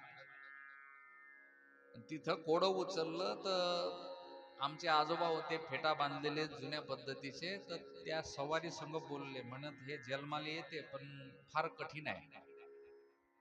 आमचे आजोबा सांगत म्हणत, कठीण आहे तर कोळं घेऊ नका, आणि घेत असाल तर शेवटावर चांगलं गेलं तर घ्या, पण कडक हप्ते करा लागतील. कसे करा लागतील? 1.25 महिना सूर्याची ऊन आणि सावली सुद्धा पाहता येणार नाही या बैल अंधारात. आमची आई म्हणे, मी करतो. मला जन्माला घालण्यासाठी माझ्या मायनं एवढ्या खस्ता खाल्ल्या, आणि धरणं बसायची 1.25 महिना मला घेऊन तिथं. या सगळ्या गोष्टी सोपीनाथामुळे शक्य झाल्या. मला त्याला विसरता येईल का? माझा जन्म त्याच्यामुळे आहे. मग पुन्हा 9 महिने 9 दिवस पोटाची वाढ झाली. पहिले 9 महिने 9 दिवस 3.5 वर्ष म्हणतात गॅप गेला. एवढे दिवसात मी माझ्या आईच्या पोटात टुकू बसून खायला लागलो, काहीच केलं नाही. आणि नंतर माझा जन्म झाला. मग हा देह मला त्याच्या कृपेनं जर प्राप्त झाला, तर हा माझा देह सत्संगासाठी, सत्कर्मासाठी, देवासाठी जर कारणी लागला नाही तर उपयोग होईल का? म्हणून मला कळत नव्हतं त्यापासून मी धरणं बसायला जातो. आता आमची आई राहत होती, 1.25 महिना मुक्कामी राहत होतो. आता डिग्रसला 1 महिना मुक्कामी राहिलो. 1 महिना बोललो नाही, मौनच धरलं. तर रात्रीचं मी तिथं राहिलो म्हणून शेजारी पाजारी आजूबाजूनं 2-4 लोक येऊन पाहायचे, महाराज पळून निघते का काय. रात्रभर तिथं सर्प येऊन खेळायचे. सोपीनाथ महाराज मंदिर दिग्रस, रात्री 12 पासून पुढे 4 वाजेपर्यंत मोठमोठे. पण मी खोलीतून खिडकीतून पाहून हात जोडो, त्यांचा तो आनंद मी पाहला. आणि सोपीनाथाच्या कृपेनं सोपीनाथ महाराजांनी हे व्यासपीठ तयार करून दिलं. गजानन महाराज, तुकाराम महाराज, ज्ञानेश्वर महाराज, माझ्या आई वडिलाचा आशीर्वाद म्हणून मी इथं बसलो. देवाची कृपा नंतर आहे, पण या सगळ्यांची कृपा मला आधी मिळाली म्हणून मी बसलो. आणि त्या देवाची कथा करण्याकरता मला यांचा आशीर्वाद प्राप्त झाला. म्हणून सोपीनाथ महाराज माझ्या गाडीतही नेहमी आहेत, आणि माझ्या सोबत मी नेहमी ठेवतोय. बा माझ्या बोटात पा सोन्यात बनवून घेतले. आणि सोपीनाथ महाराज माझ्या अखंड सोबत असतात, मी एकटा असो का 2 असो. आणि मला आल्यावर आनंद वाटला. गेल्या 2-3 दिवसापासून पाहून आलो की लोक काही वाळून नाहीत राहिले, पण मी कथा करताना सोपीनाथ महाराजला सांगतो, तुम्ही आणा महापुढे, सारे लोकच आहेत, पण आहेत तेवढे जेमतेम बरे आहेत. आता पिरियड दिवाळीचा आहे, जाणं येणं ह्या सगळ्या गोष्टी आहेत. आणि आपला सप्ताही अशा ह्याच्यात आपण ठेवला की सगळी गडबडच आहे यावेळेस. जोपर्यंत चिवळान कानोले संपत नाही तोपर्यंत काही लोकांच्या चक्रा बंद होत नाही. गोपाल कृष्ण भगवान. म्हणून सोपीनाथ शेषशाही भगवंताच्या कृपाक्षेत्राखाली आपलं हे सत्र दर दिवशी या ठिकाणी होतो. अशा पद्धतीनं त्या ठिकाणी सांज वेळेचा विचार होता. शेवटी नाईलाज झाला. कश्यपाने नाकार दिला, पण दिती मानत नव्हती. कामाधीन झालेला जीव, त्याला वेळेचं सुद्धा भान राहत नाही. पण अशा कामाधीन गृहस्थी जीवाच्या जीवनामध्ये सुखाची प्राप्ती न होता दुःख प्राप्त झाल्याशिवाय राहत नाही.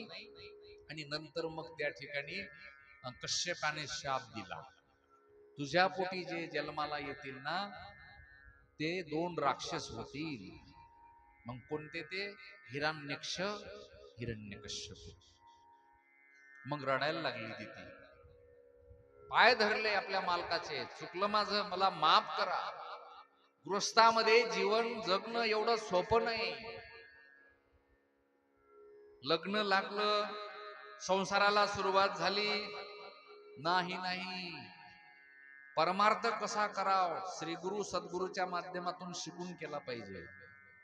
आणि संसार कसा करावा याचं सूत्र आहे. एवढं सोपं नाही. संसार म्हणजे संसार संसार संसार, अरे सगळेच जीव संसार करतात, सगळेच खातात पितात जगतात झोपतात उठतात, सगळ्या क्रिया करतात, पण फरक आहे ना, फरक आहे सगळ्यांमध्ये. मग रडायला लागली. मग उशाप दिला कश्यपानं तिला, रडू नको, भगवान कृष्ण आणि भगवंताच्या हातानं त्यांचा उद्धार होईल. मग तिला बरं वाटलं. राक्षस का होत ना, पण देव उद्धारासाठी येतील म्हणून तिला समाधान वाटलं. भागवतामध्ये स्पष्ट सांगितलं की संसारी जीवाने ब्रह्मचर्य व्रत पालन कोण्या कोण्या तिथीला केलं म्हणजे त्याला दोष लागत नाही.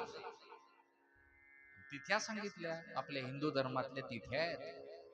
पहिली तिथी कोणती आहे? ज्याला आपण म्हणतो गुढीपाडवा.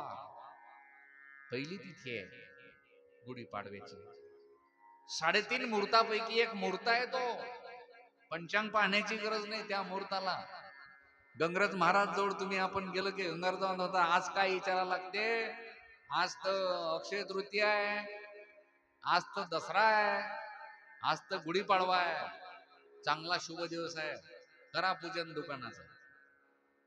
काल भेटले मला इथं, फार जुना परिचय आहे महाराजांचा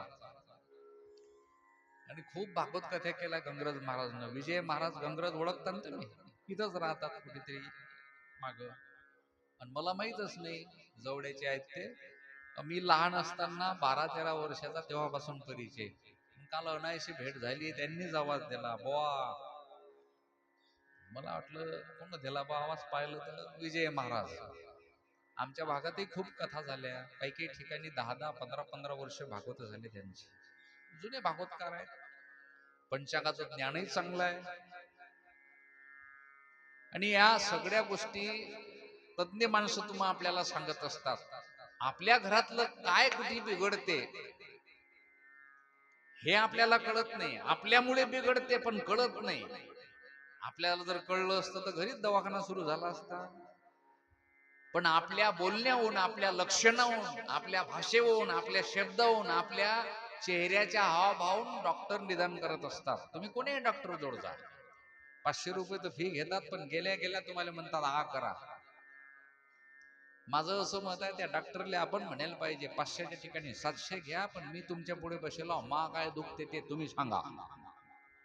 तो डॉक्टर म्हणेन हे डिग्री म्या घेतली नाही, तुमचं काय दुखते मी सांगू शकत. आपल्याला सुरुवात करतात ते कसं वाटते. आमच्या गावात डॉक्टर आहे ते, ताण कशी आहे अतून सुरुवात आहे द्यायची. तुम्ही किती लिटर पाणी पिता दिवसभरातून, भूक कशी आहे, झोप कशी आहे, ते आपल्याला आपल्या जवळून काढतात. मग आपण बोलणं सुरू करतो, 3 दिवस झाले झोपच नाही येऊन राहिली. भूक कशी आहे, जेवलोच नाही. पाणी कसं पिता, थोडंसं. हा करा, चिप पुढे करा, डोळे वासा, पालथ व्हा, उलट व्हा, सगळं व्हा. अवघ झाल्यावर टेटॅस्कोप, श्वास घ्या, श्वास सोडा, असे फिरा, तसे व्हा. असं तसं झाल्यावर बसा उठून, या माझ्या पुढे. काय झालं तुम्हाला? आता लोक कायले हेलपाटे घेतले एवढे, काय लटवले घ्यायला लावले, इकडे व्हा तिकडे व्हा. तुम्ही सांगा ना काय झालं. म्हणजे नाही सांगू शकत. तुमच्या या बोलण्याच्या लक्षणाहून ते म्हणतात तुम्हाला हे औषधी घेऊन पाहू. आणि त्यात जर जमलं तर येऊ नका, नाही जमलं तर 3ऱ्या दिवशी ये जा, 3 दिवसाची टक देतो. हे आजार आहे तो आपलाच आजार, आपल्याला कळत नाही. आणि संसारात मी फार ज्ञानी आहो, मी मोठा झालो, फार वयानं मोठा झालो, खस्ता खाल्ल्या, मासारखी ऊन आहे, पाऊस आहे, हिवाय, कोण पाहिलेच नाही. ह्या गोष्टी सोडून द्या, आपल्याला कळलंच नाही.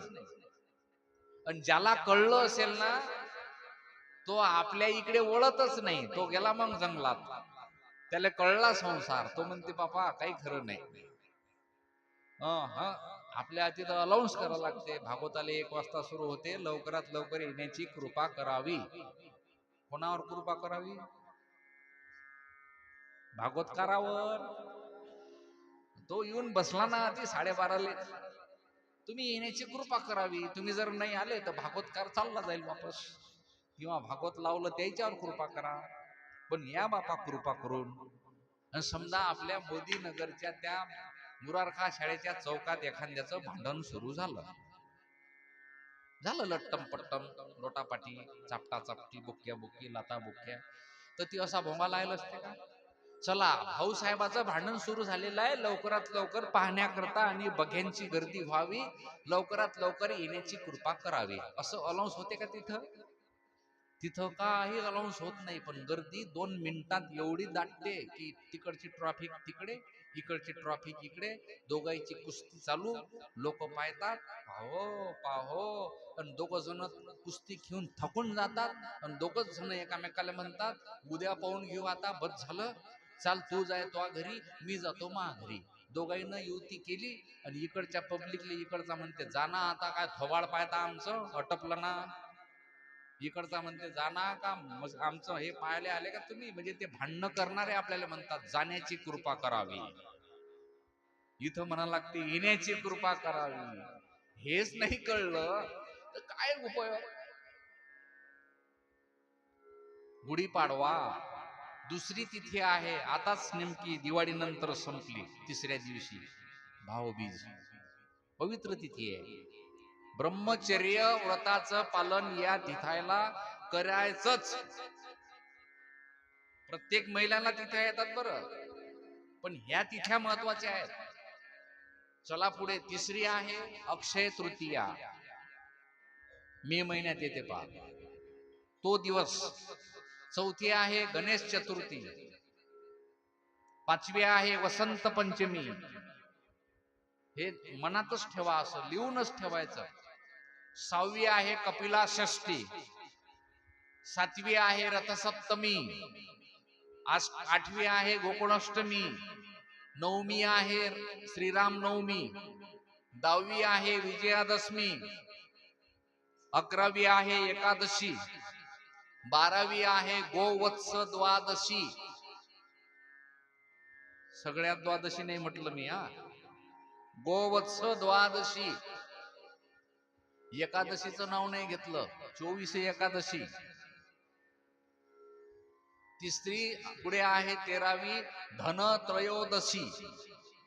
आणि चौथी आहे नरक चतुर्दशी. आणि 15वी आहे पौर्णिमा किंवा अमावस्या. झाल्या तिथ्या. ह्या तिथ्या आपल्या गृहस्थी जीवानी पाळल्या पाहिजे. आणि ह्या तिथ्या ज्यांनी ज्यांनी पाळल्या मग त्याचा संसार